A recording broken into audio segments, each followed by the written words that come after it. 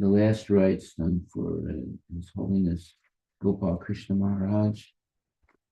He's such a great devotee. So much, so many wonderful things he's done for Srila Prabhupada. So it's very sad to see him going to Samadhi in a sense, but by remembering all the good things he's done, and there's a long list of good things that he's done, that's what we should focus on. Okay, so I think we're on text 6 of Canto 3, chapter 15, text number 6. Is that right? That's right. Translation. O Lord, all these planets exist within yourself, and all the living entities are generated from you. Therefore, you are the cause of this universe, and anyone who meditates upon you without deviation attains devotional service. Okay, so it's not like there's a purport, but it's a very powerful verse. So it's Canto 3, chapter 15, verse text number 6. Let me read that again.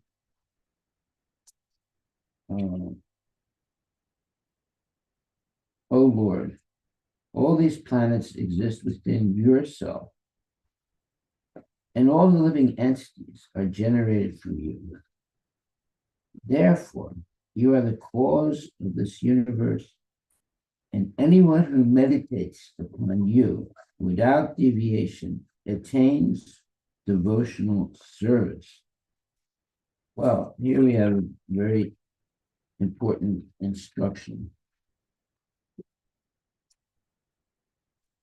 Anyone who meditates upon you without deviation attains devotional service. So this is what we're trying to learn, how to meditate upon Krishna without deviation, so that we can attain devotional service, serving the Lord with love and devotion. Then we're liberated even in this world. What does it mean to be liberated? You have no more attraction to anything material, but you are attracted by the beauty of the Lord, of Krishna. So, see, people are attracted to things like, some people are attracted to cars. Some people are attracted to money. Some people are attracted to women, men. Some people are attracted to climbing mountains. So everyone has some attraction in life, but the best attraction is to be attracted by the transcendental qualities and pastimes of Krishna. When you get attracted to transcendental qualities, pastimes of Krishna, you start to repeat them or say the prayers, just like the Brahma Samhita prayers. They're wonderful. We should say them every day because it's explaining all the beauty and transcendental qualities of Krishna. So if you do that, then gradually you become more and more Krishna conscious. Chintamani Prakasa Nasakalapariksha Laksa Videsha Vipalyam Tam Lakshmi Sahasrasatasan Brahma Sevyamanam Govindamadi Purusham Tamaham Bhajami. These are very, very powerful, wonderful mantras glorifying the Lord. So, what does it say? It says that I worship Govinda, the primeval Lord, the first progenitor. Progenitor means the person who is producing living entities, who is tending the cows. You see how important the cow is, right? Yeah. It's tending the cows. That's what he does every day. He takes his cows out for pasture. eat a great nice, devotee. healthy So green much. grass. And he spends the whole day with the cows. He doesn't go to the office and works all day, He's just playing with the cows and the cowherd boys. And they have nice lunch that their mothers prepare for them. And they're playing leapfrog. You ever play leapfrog? Yeah, it's a lot of fun. And in this way, they're having a good time with Krishna. And sometimes one coward boy will come up behind Krishna, put his hands on Krishna's eyes, and he says, "Guess who it is?" So this is, it's just transcendental fun with the Lord. It's not, I mean, let's look at it like this. The Christians, they are looking at Jesus Christ nailed to a cross. I mean, that's their like meditation. In other words, the Son of God is nailed, like his hands are pierced, are penetrated with a metal nail, Hmm. and both hands are nailed to a cross, and his feet are nailed also. And you're meditating on that, you see. But in Krishna consciousness, we're meditating on Krishna who's playing with the cows, dancing, chanting. See, there's a big, big difference. Huge difference. Huh? When you mention only, it's just Yes, we didn't think about. I didn't think about it that way, but yes. Yeah, we have to think about it that way. It's a big, big difference. They're Jesus is Krishna's servant and son, right, in a sense. But they nail him to a cross, to a cross, right? It's horrible how to treat the son of the Supreme Personality of Godhead, and he's just stuck like that on this cross for the whole day until he eventually dies, and then he resurrects from the dead. So, and then he stays around for about 40 days, freaking everyone out because they know he died, and he comes back from the dead. And after 40 days of instructing his disciples and things like that, then he goes back to Godhead. Well, it's all interesting, but just imagine what it's like when you nail someone on a cross, that nailing, and you put these big, heavy duty nails right through their hand, right into the cross, right? And both hands and both feet. And he's like that for the whole day until eventually they stick a saber or something into his ribs to kill him. It's horrible. And then what the Christians are worshiping is the cross with Jesus on it. So in the church, when they go there, they see that the Son of God is nailed to a cross. and they cannot be happy. Yeah, you have to Seeing lament. the God of the Son of the God Yeah, suffering. What a Cannot be way- happy at all. what a way to treat the Son of God. And that's their main image that they meditate on.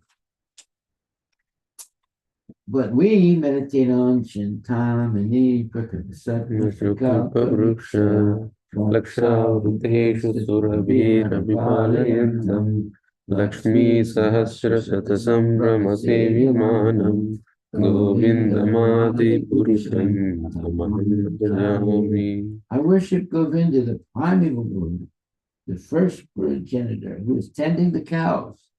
yielding all desire, in abodes built with spiritual gems, surrounded by millions of purpose trees, always served with great reverence and affection by hundreds and thousands of Lakshmis or gopis. What a image is that? That's amazing. Maharaj, I put the translation into the AI to generate image. Yeah, So still not coming you out. can't do it. No, It's too big. too big. Taking the description, but the face is still not coming the way. Oh, The because AI where's it saying? Look here. I wanted to create an image for every word of every translation, every. Surrounded by millions of purpose trees. Each purpose tree can give you whatever you desire. So they're not just ordinary trees. And always serve great reverence and affection by hundreds of thousands of Lakshmis or gopis. So your mind now has to some way or other adjust to this. We're talking about hundreds and thousands of Lakshmis or gopis, and these gopis they're absolutely beautiful ladies, and they're all completely in love with Krishna. And there's abodes with spiritual gems. So it's not just a gem, it's spiritual gems. That means they're eternal. So when you look at all this, and he's with cows. He's always with cows. That's why I always like to be with Ramdas in the temple whenever I give a class. Also, if I could take out Ramdas everywhere, I'd do it. But there's some places you can't take him out.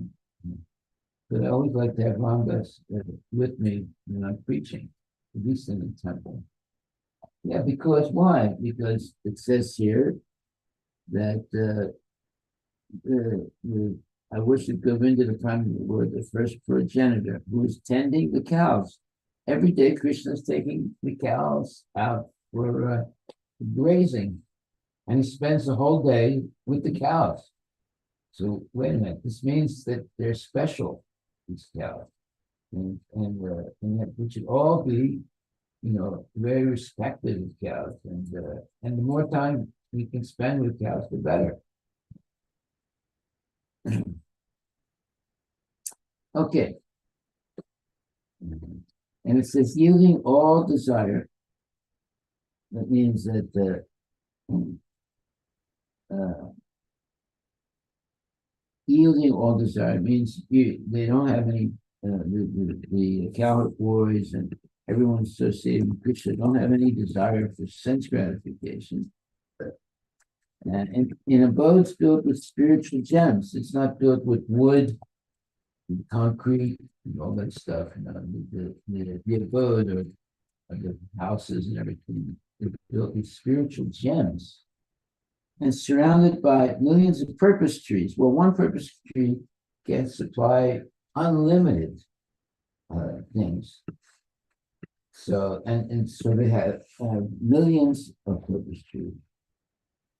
Always served with great reverence and affection by hundreds of thousands of Lakshmis or gopis. So whenever you see Krishna, you're also going to see hundreds and thousands of gopis serving him. So, sometimes there are these rock stars and things like that. When they do a concert, there's like hundreds of people. We're talking here about hundreds of thousands of Lakshmi. They're the most beautiful ladies and completely, enamored and love Krishna. Okay, so that's why it's very good to chant the Brahma Samhita every day and know the meanings of the verses. Very wonderful thing to do. Okay, so we're on text 6. Cantos 3, chapter 15, text 6. Oh Lord, all these planets exist within yourself, and all the living entities are generated from you. Therefore, you are the cause of this universe, and anyone who meditates upon you without deviation attains devotional service. Well, this means that there's someone behind the whole creation, and his name is Krishna, and everything is emanating from him, and all the living entities are coming from him. All the planets exist within him. He's the cause of the whole universe. And anyone who meditates upon Krishna without deviation attains devotional service. So that's why every morning and evening we have class. Actually, it should be morning, afternoon, evening. 3 classes a day. So why? Because anyone who meditates upon Krishna without deviation attains devotional service. And if you engage in devotional service, you become purified from all lust, anger, greed, all those bad qualities. And you're already back to Godhead in this lifetime, even in this body, because you're always associating with Krishna through the sound vibration of the Hare Krishna Maha Mantra, through offerings that you make to the Lord every day, of nice foodstuffs, and then the Lord gives it back to you as prasada, and through hearing Bhagavad Gita spoken by genuine devotees, and so forth. So all day long there is spiritual consciousness for a devotee.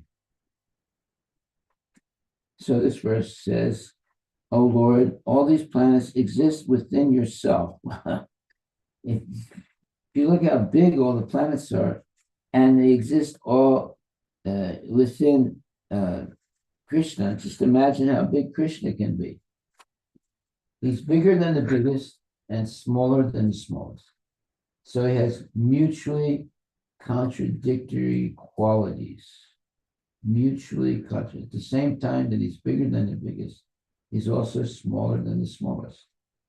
It means that he's in the heart of every living entity.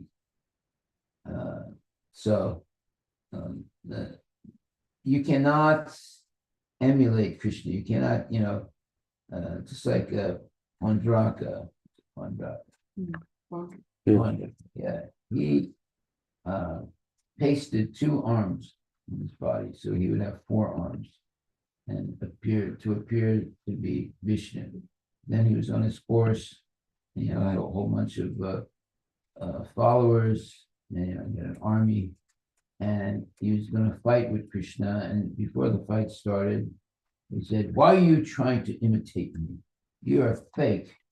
Now I'm going to show you right now that by killing you." And Krishna just laughed. He said, "What kind of nonsense is this?" And very quickly he killed Kumbhaka. But you see how crazy people become. He puts 2 artificial arms, so he'll have 4 arms like Narayana, and fool ignorant people who think he's God. But he fooled himself into thinking he's God, because he was able to paste two fake arms on his body. And he challenges Krishna to fight, and Krishna just laughed, and very quickly just killed him. So there are a lot of crazy people in this world. And it's not that, they're the lazies and crazies are now. They used to be in the past also, even in the time of Krishna. And they are so crazy that they try to imitate Krishna. When Krishna is there, they can see him. But see, that proves something. Even though you see God, it doesn't mean you become a devotee. There's something, and the extra has to happen. You have to hear about Krishna.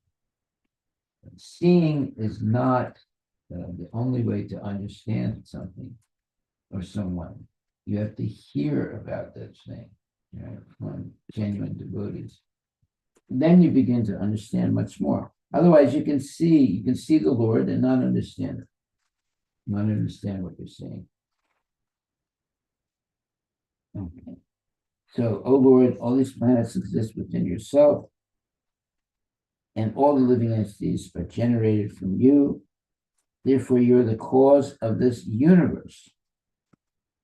Well, the expansion of the explanation of Krishna means that he's bigger than the biggest, and at the same time, he's smaller than the smallest in this universe. And he's the cause of the universe, but anyone who meditates upon Krishna without deviation attains devotional service. Okay. So that's what our purpose in life would be, especially by reading the Srimad Bhagavatam, Bhagavad Gita. It's to meditate upon Krishna without deviation. Then we have a spiritual transcendental life, even in this material body and even on this planet Earth.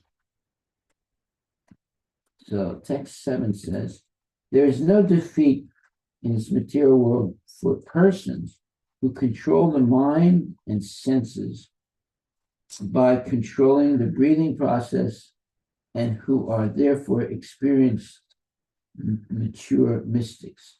This is because by such perfection in yoga, they have attained your mercy. Purport by Srila Prabhupada. The purpose of yogic performances is explained here. It is said that an experienced mystic attains full control of the senses and the mind by controlling the breathing process. Therefore, controlling the breathing process is not the ultimate aim of yoga. The real purpose of yogic performances is to control the mind and the senses. Anyone who has such control is to be understood to be an experienced, mature, mystic yogi. It is indicated herein that a yogi who has control over the mind and senses has the actual benediction of the Lord, and he has no fear. In other words, one cannot attain the mercy and benediction of the Supreme Lord until one is able to control the mind and the senses. This is actually possible when one fully engages in Krishna consciousness. A person whose senses and mind are always engaged in the transcendental service of the Lord has no possibility of engaging in material activities. The devotees of the Lord are not defeated anywhere in the universe. It is stated, Narayana Para Sarve, one who is Narayana Para, or a devotee of the Supreme Personality of Godhead, is not afraid anywhere, whether he is sent to hell or promoted to heaven. And this purport also is in the Srimad Bhagavatam, 6th Canto, 17th chapter, 20th verse. So this is a very important purport because, when you hear about the yogis, they're meditating for, 400 years or 1,000 years, they're doing all these amazing things. But when the real purpose of yoga is not to, twist your body like a pretzel, right? People say, ooh, look at that, it's all twisted like a pretzel, That's not the purpose of yoga. The purpose of yoga is explained here. It says, the purpose of yogic performances is explained here. It is said that an experienced mystic attains full control of the senses and the mind by controlling the breathing process. Therefore, controlling the breathing process is not the ultimate aim of yoga. Wow.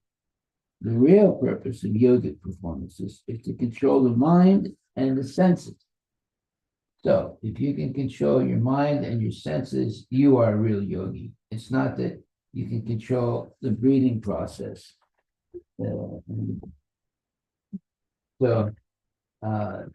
Yogis, really powerful yogis, stop breathing by swallowing their tongue. They don't eat the tongue. They swallow it and then they close the esophagus, and then they close the anus and all the 9 holes of the body, and then go into a deep state of samadhi. But first of all, nobody's going to be able to do that. And nobody I know is going to be. But the other way that Lord Chaitanya demonstrated is by using the senses and the mind always in service of Krishna. You go into samadhi also, and but you're active, and you're preaching, and you're happy, and there's festivals, and there's prasadam, and there's always loving relationships with devotees. So, therefore,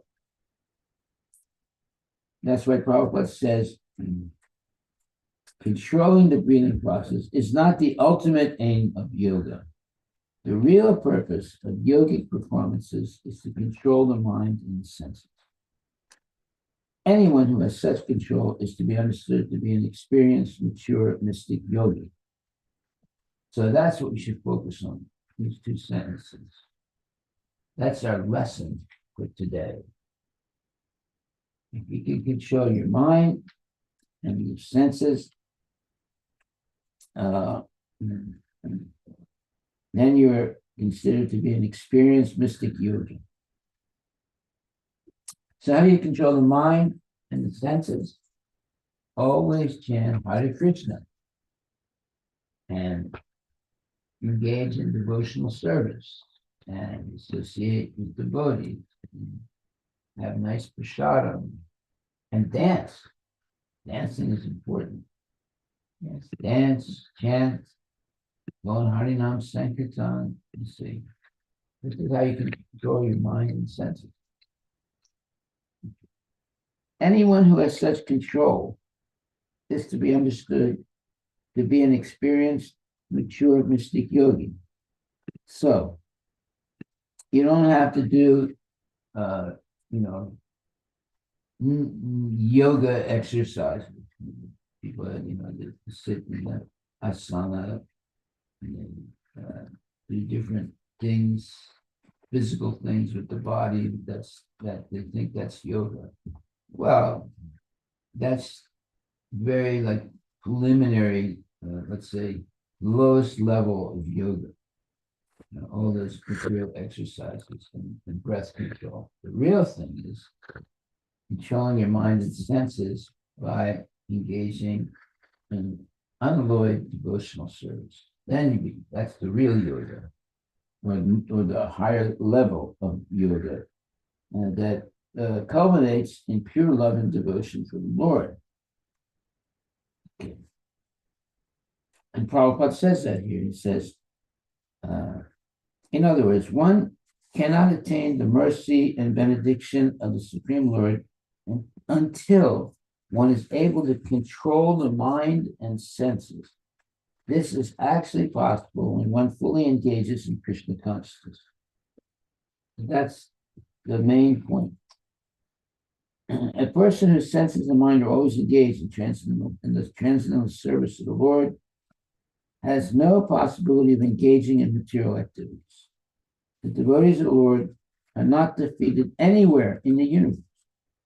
It is stated, Narayana Para Sarve, one who is Narayana Para, or a devotee of the Supreme Personality Godhead, is not afraid anywhere, whether he is sent to hell or promoted to heaven.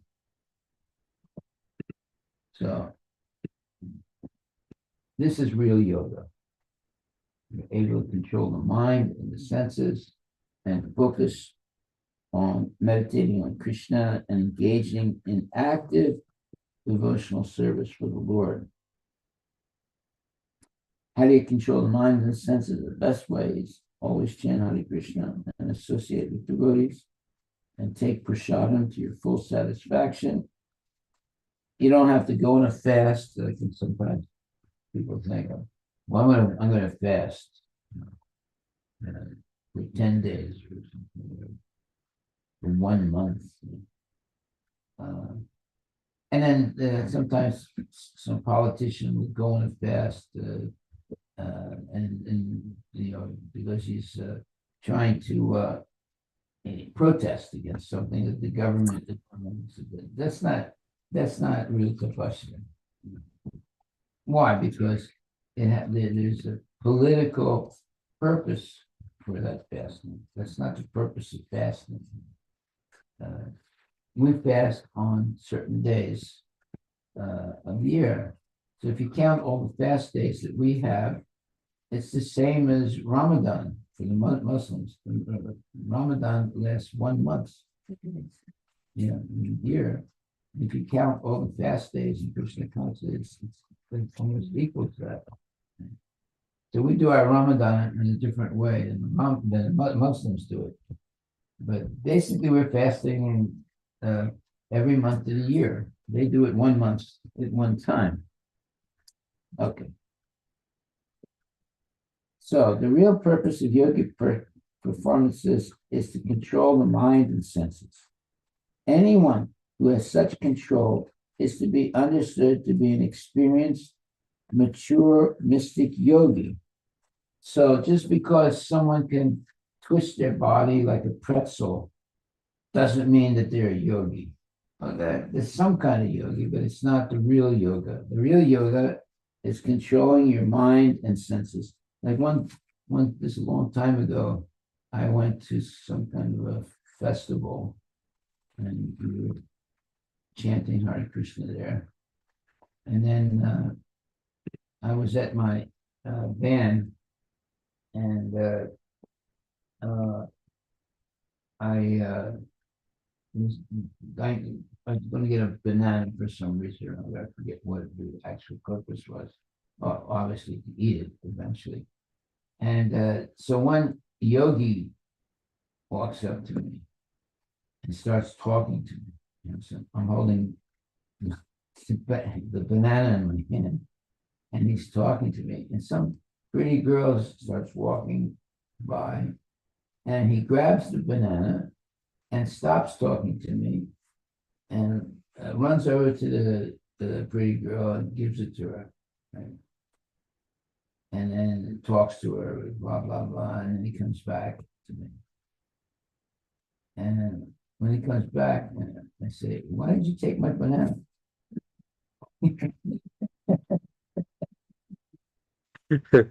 He said, you didn't see?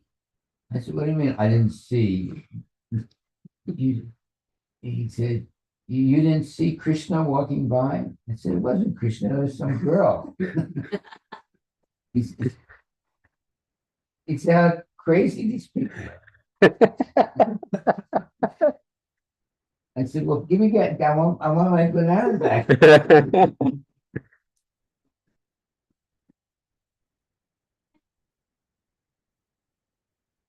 This is a sad state of yogis today.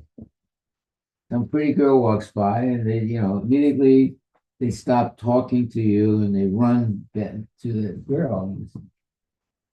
They took my banana. Nonsense. Okay, so then this verse says, text 7, there's no defeat in this material world for persons who control the mind and senses by controlling the breathing process and who are therefore experienced mature mystics. This is because by such perfection in yoga, they have attained your mercy. Now that's the verse, okay? But in the purport, it's explaining what the real meaning of this is. He says, Prabhupada writes, the purpose of yogic performances is explained here. It is said that an experienced mystic attains full control of the senses and the mind by controlling the breathing process. Therefore, controlling the breathing process is not the aim of yoga. Whoa. The real purpose of yogic performances is to control the mind and senses. So, just because you control the breathing process doesn't mean you've attained the real purpose of life. It's when you engaged in devotional service. And that's the way you can actually control the mind and senses. Anyone who has, so the real purpose of yogic performances is to control the mind and senses. Anyone who has such control is to be understood to be an experienced, mature, mystic yogi. It is indicated herein that a yogi who has control over the mind and senses has the actual benediction of the Lord, and he has no fear. In other words, one cannot attain the mercy and benediction of the Supreme Lord until one is able to control the mind and the senses. This is actually possible when one fully engages in devotion, in Krishna consciousness.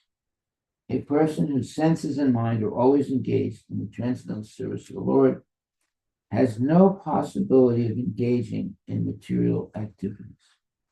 The devotees of the Lord are not defeated anywhere in the universe.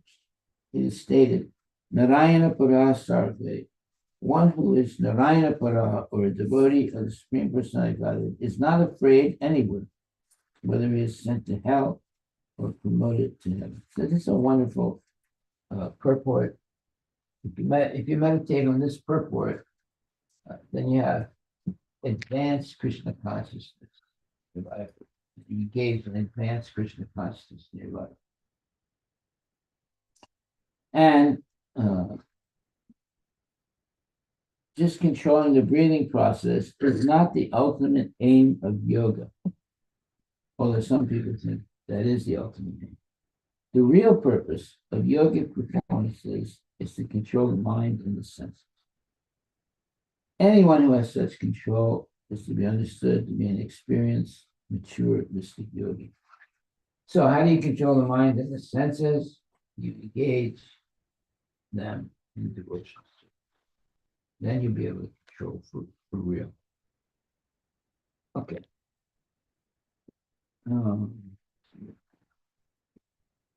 So text number 8. All the living entities within the universe are conducted by the Vedic directions, as a bull is directed by the rope attached to its nose. No one can violate the rules laid down in Vedic literature. To the chief person who has contributed the Vedas, we offer our respect. Okay. Purport by Srila Prabhupada. The Vedic literatures are the laws of the Supreme Personality of Godhead. One cannot violate the injunctions. Injunctions are rules and regulations that cannot be avoided. They have to be followed. It's an injunction is more than just you do this order. It's more something you can't look it up. Injunction. You cannot avoid doing it. That's an injunction. An authoritative warning or order. What? An authoritative warning or an order. Authoritative, that's the thing. It's not just a warning, it's authoritative. That means that you cannot avoid doing it, you have to do it. Okay. So, one cannot violate the injunctions given in the Vedic literatures any more than one can violate the state laws. So that's an important statement because that proves, or that indicates that there are two sets of laws that you have to follow. The laws of mundane world, keep to the right, things like that. But then the second set of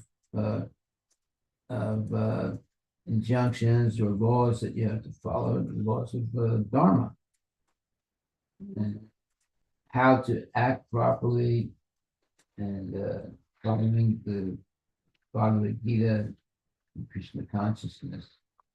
So most people, they ignore the rules and regulations of the Krishna consciousness, and they try and follow, but often, not very well, the laws of the state.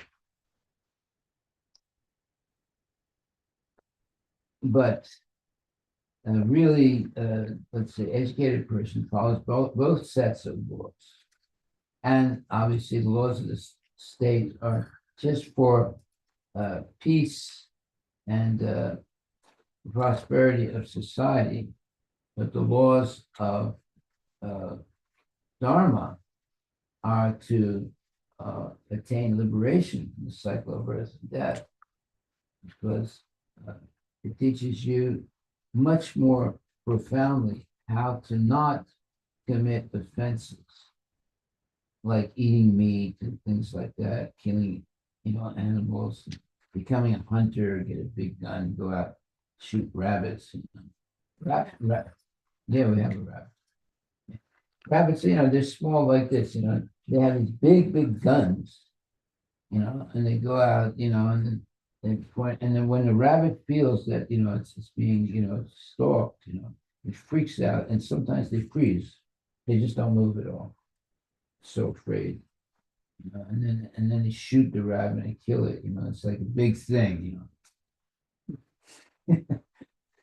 terrible. So the rabbit comes here, because he knows, man, we're not going to kill him, we're not going to bother him. We're trying to catch him. He's here, right? Oh, he's here right now. Oh, let me see. Where he is. Right there. Oh, there he is. Hey, he's listening to the class. Hey, howdy, Bo. Just as we started talking about the rabbit, he came. Yeah, so he's here all the time. They come. Now I'll tell you, they're very regulated. No, they are. They come twice a day, and not the evening, but the late afternoon. It's clockwork.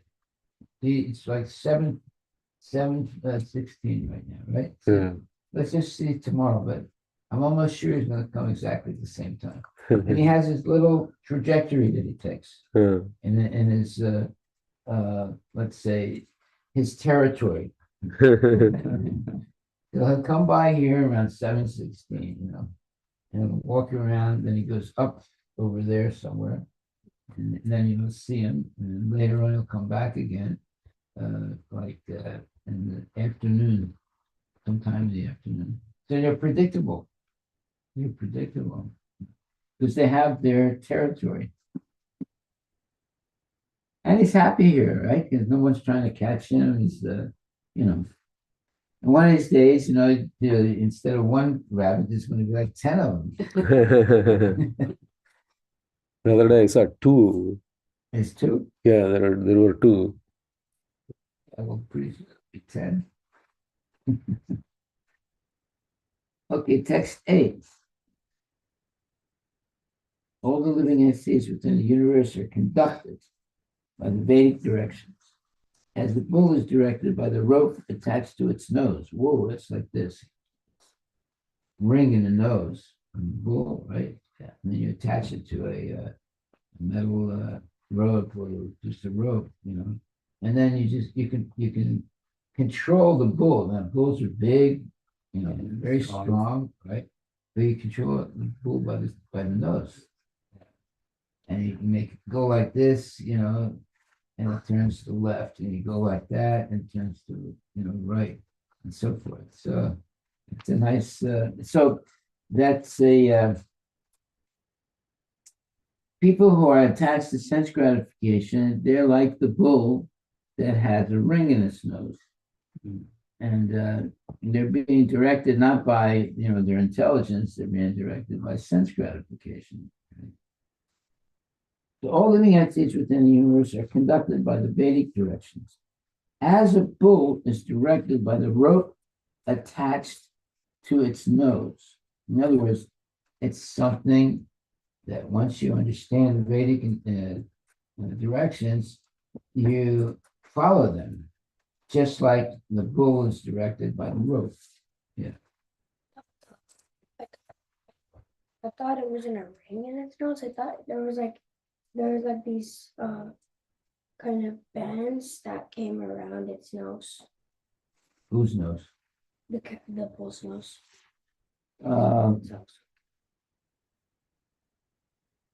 They're both ways. I mean, Actually, traditionally they used to put them, your father knows. It says here, as a bull is directed by the rope attached to its nose. Well, how is it going to attach to its nose? A ring. Make a hole. Huh? They make a hole through the nose. Yeah. Yeah, but it becomes like a ring. Ring. Yeah, they put a ring and then And it says here, no one can violate the rules laid down in the Vedic literatures. To the chief person who has contributed the Vedas, we offer our respects.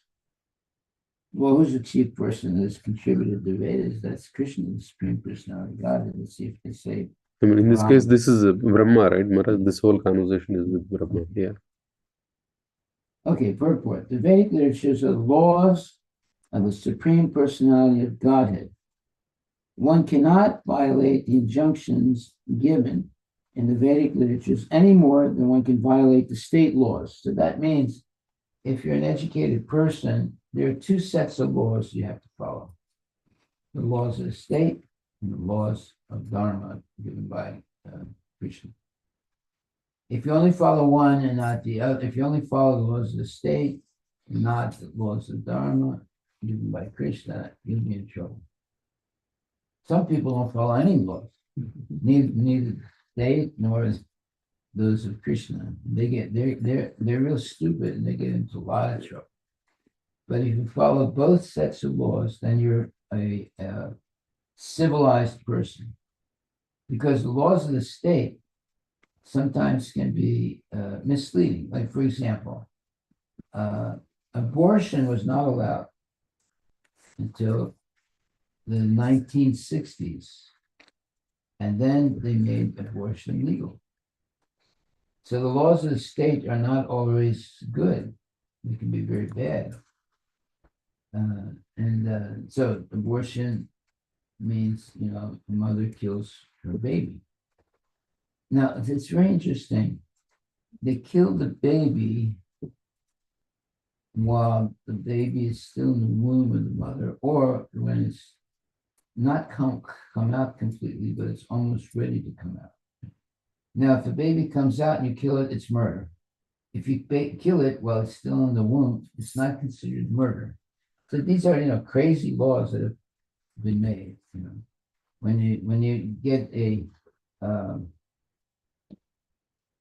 doctor and a philosopher together, you end up with these crazy laws, that it's not murder if you kill the baby in the womb, but it is murder if the baby's outside of the womb.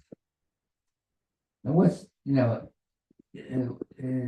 what's the difference whether you kill it in the womb or you kill it outside, right? So you're still killing the baby. But they have these rules that, until the baby comes out, it's not protected by the laws of the state. So that's why the man-made laws are always incomplete or unjust or not bona fide. And did you know that? You kill a baby in the womb, it's not a crime. If you kill the baby when it comes out, it's a crime. So therefore, the baby is not protected by the Constitution of the United States until it's outside of the womb. It's all like fake things, Yeah. But the Vedic literatures are the laws of the Supreme Personality of Godhead. One cannot violate the injunctions given in the Vedic literatures any more than one can violate the state laws. So we have to follow both sets of laws to be a civilized person and to not become caught in the net of karma. Any living creature who wants real benefit in life must act according to the direction of the Vedic literature. That means if you just follow the laws of the state, but not the laws of the Vedas, then you're not really civilized. You're not really let's say, enlightened human being. The conditioned soul who have come to this material world for material sense gratification are regulated by the injunctions of the Vedic literature. Sense gratification is just like salt. One cannot take too much or too little, but one must take some salt in order to make one's foodstuff palatable or tasty. Those conditioned souls who have come to this material world should utilize their senses according to the direction of the Vedic literature. Otherwise, they will be put into a more miserable condition of life. No human being or the demigod can enact laws like those in the Vedic literature because the Vedic regulations are prescribed by the Supreme Lord. Okay, so this example of salt. Take too little, it's not really tasty. Take too much, it's not tasty at all. So you have to just get it right, not too little, not too much. The same way, you have some sense gratification in life. Every time you eat or you have to take a shower, that's the type of sense gratification, right? You're pleasing your senses, right? But it shouldn't be too much and it shouldn't be too little. And there's some types of sense gratification that are forbidden. Right? So if you follow the rules and regulations, you're going to engage in sense gratification because you're going to eat, you're going to get married, things like that. But it's regulated according to the rules of Dharma. If you break the rules of Dharma, now it's no longer permitted. It's illicit, and you're going to suffer. It's simple. And there's two sets of laws. There's the laws of the state and the laws given by Krishna. Now, sometimes, this happens a lot to Christians. According to the laws of the state, a doctor is obligated to perform a abortion. Now, there are some doctors, don't put your fingers in your mouth. According to, sometimes a doctor who's, let's say, like a Christian who believes in God, a lady will come and ask him to do an abortion, and he refuses. Then the lady goes to the government and says, this doctor refused to do an abortion. Then the state contacts the doctor and says, why didn't you do this? She's asking. He said, well, it's against my religion. So then they do a little bit of investigation to see if it's true or not that he's actually following his religion. And then they might forgive him, for not doing the abortion. Or they can sue him for not doing it. That's happened also. He gets sued by the state for not doing the abortion because as a doctor, he's supposed to so-called help people. So you see that the laws of the state are often faulty. Sometimes they're against the principles of Dharma because the politicians are imperfect people. So we should only follow the dharmic laws, which are made by Krishna himself. Okay, so any living creature who wants real benefit in life must act according to the direction of the Vedic literature. The conditioned souls who have come to this material world for material sense gratification are regulated by the injunctions of the Vedic literature. Sense gratification is just like salt. One cannot take too much or too little, but one must take some salt in order to make one's foodstuff palatable. So that means that if you follow the Vedic rules, you're not going to overindulge in sense gratification, but there is some sense gratification. and it's regulated. It's like you don't want to put too much salt in your food, and you don't want to put too little salt. It's a nice example, probably. One cannot take too much or too little, but one must take some salt in order to make one's foodstuff palatable.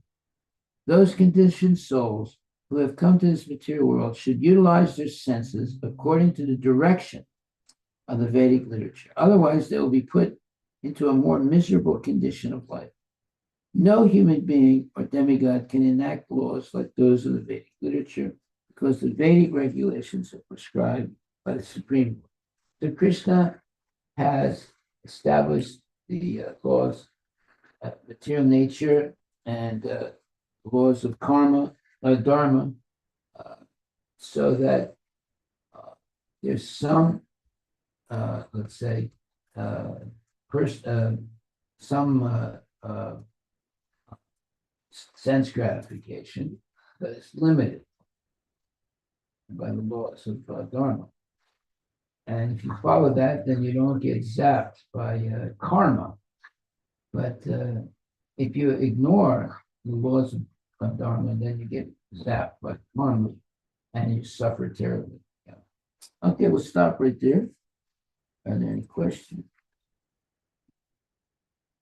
I like this. It says sense gratification is like salt. Yeah. You So, do too little, it's not good. Too much, it's not good. Just get the right amount. so we eat prasadam, but it's offered to the Lord, so that's our sense gratification. Well, yeah, of course, you're avoiding, let's say, hunger, right? So it means you're gratifying. But if you eat too much, you can get sick. If you eat too little, you can get sick. Yeah. So there's a medium that you have to follow. Haribol. Any Oh. questions online? Example is very wonderful. Salt. Yeah. Everyone can relate to. Oh, it's terrible. You put too much salt into it. It's terrible. You don't put enough, it's also not good. I mean, you can eat it if it's not too much, but it's much better to have it correct. It's the right quantity of salt. And that applies to everything. If too much sense gratification, everything. A little bit of sense gratification, okay, it's permitted, whatever's permitted. Yeah. No sense gratification at all, well, you would probably die, right? So it's better to just follow the Vedas. Also, I have a friend. He eats his curd rice, the yogurt rice, with a lot of salt in it, and I don't understand why. There are people like that. There are people like that. They can't eat unless it's over salt. You know, they just keep going like this with the salt. And look at it. You know, what's he doing? They can't eat it unless it's very, very salty. But then all that is the mode of ignorance. By the way, too much salt is not good for your health. You get serious diseases by it. Haribol. Haribol. Oh, Hare good. Krishna, Hare Krishna, Hare Ram, Ram Ram.